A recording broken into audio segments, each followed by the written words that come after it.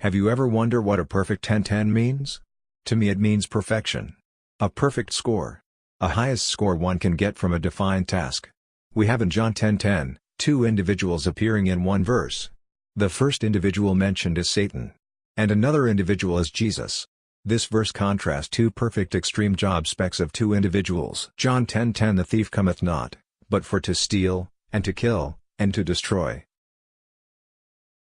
I am come that they might have life, and that they might have it more abundantly. The thief here is Satan. This verse does not say what Satan is trying to steal, kill and destroy.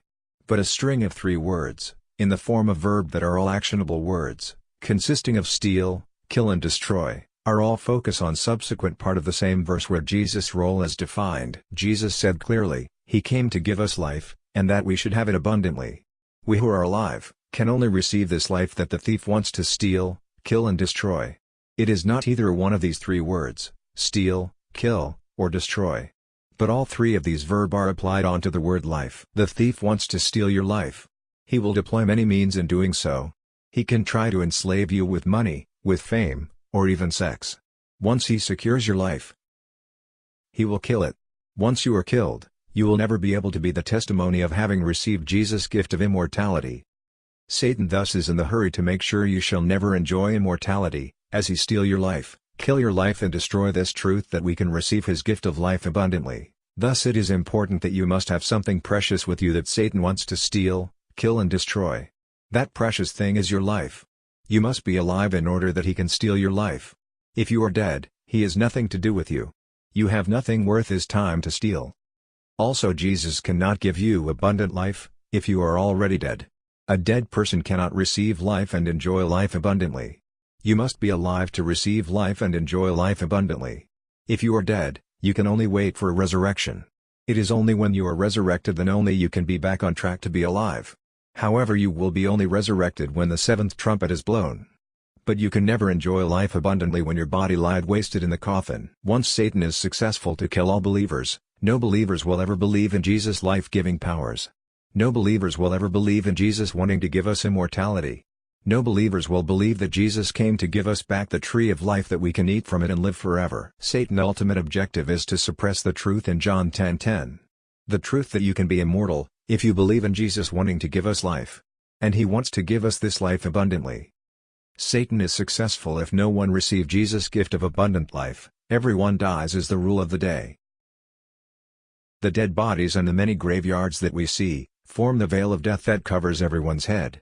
The veil stops us from seeing the truth. This veil of death is mentioned in Isaiah chapter 25 verse 7. And he will destroy, in this mountain, the face of the covering that covereth all peoples, and the veil that is spread over all nations. Jesus will destroy this covering, that is now covering the face of everyone. This covering stretches out like a veil covering all the nations in the world. But this verse is a very comforting verse. It says that victory over death will come. It is a prophecy that says that life will trump over the thief. Nothing can stop the truth about this gift of abundant life, which is immortality. This truth will be fulfilled as prophesied in Isaiah chapter 25 verse 7. This verse mentioned about a mountain. It also mentioned that from this mountain, the covering that forms a veil will be destroyed. This veil is made of what we can see in front of us. Death, death, and death. Abundant of deaths. We are loaded with deaths that forms a veil. This veil blocks us from seeing the truth that Jesus came to tell us. In fact, when he told us, we don't believe in him. And this was foretold in Habakkuk 1:5, Look at the nations and watch and be utterly amazed. For I am going to do something in your days that you would not believe, even if you were told. The intensity of deaths that we see is like a heavy veil covering our head. This is just like David when he takes on Goliath. He can't fight effectively when he put on the full armor given to him by King Samuel. It is only when David removed the full armor, he can be an effective soldier. David's head no longer covered from seeing victory. And he took only one stone and sling at the giants to bring him down. Are we ready to take down the veil of death? Are we ready to see life-giving Jesus is more powerful than death? Are we ready to see Jesus the stone of life that destroyed death at Golgotha? Golgotha means skull of a head. We also see a giant statue came falling down in Daniel 2 verse 34, a stone was cut out without hands, and it struck the statue on its feet of iron and clay and crushed them. This statue represents different empires that have different types of churches appearing on a different timeline. All the churches embraces death as unavoidable. All religion existed on the basis of death existence. These churches are religion driven on death. They are all destroyed by Jesus, the stone cut not by hand. And this stone is also alluding to Peter. Jesus, according to Matthew 16 verse 18, will use Peter to build a great church. Peter in Hebrew means a stone. Peter also means church. And church in biblical terms refers to the body of Jesus. Thus the stone is Jesus, and the stone gradually grew to become a great church. This church is Mount Zion that has no death in the equation. People do not die because they have a relationship with Jesus. They do not engage in a relationship with a religion that fears death. Can you see the contrast here? David stoned the head of the giant with a stone hitting a giant statue feet. In Daniel 2:35, the head of Goliath representing the veil of death that is covering our head. Religion utterly destroyed when the stone hits the feet of the giant statue. Jesus effectively put death under his feet. The stone that grew to cover the whole world is the church. And we are in it. We are inside the church.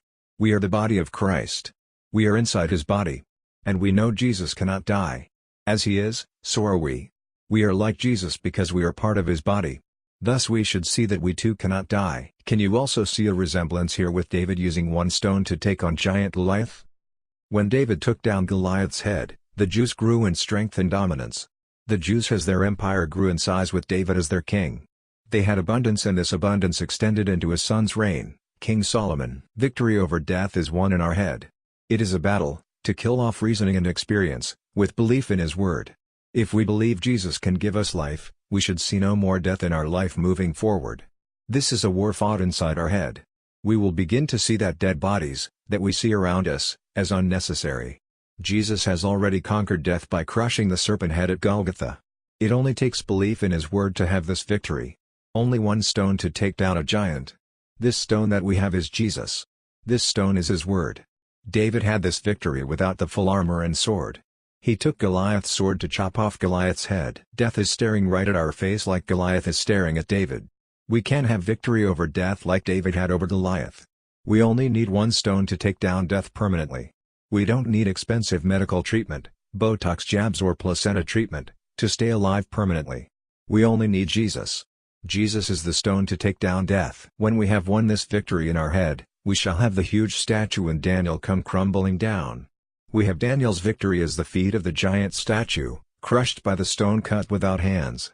Is this coincidental? Jesus said the last enemy to put under his feet is death. Thus it is very clear now to us. The last enemy to be put down can only come about when we stone down the veil covering our head. This veil is a veil of death. It keeps us to see death as certain and cannot be replaced with life. What we see as permanently glued is the only rational that is accepted in our head. Victory over the last enemy, is to have victory over death. Victory over the last enemy under our feet is to have abundant life. Abundant life is not long life that we still ends in death. No. It is not long life that eventually still dies. Abundant life is long life till rapture comes. And when rapture comes, we continue to be alive with a new body. A very much enhanced body. I hope you have enjoyed this short video on immortality. Thanks for visiting us at www.immortals.today. Where immortals hide no more. If you find this video helpful to grow your faith in Jesus wanting to give us immortality, do share this link with your loved ones. Also help us to grow in number of immortals that hide no more. Get this book, titled Immortality from Amazon.com for only $3.99 and share with your loved ones. God bless you and be immortal for Christ's glory.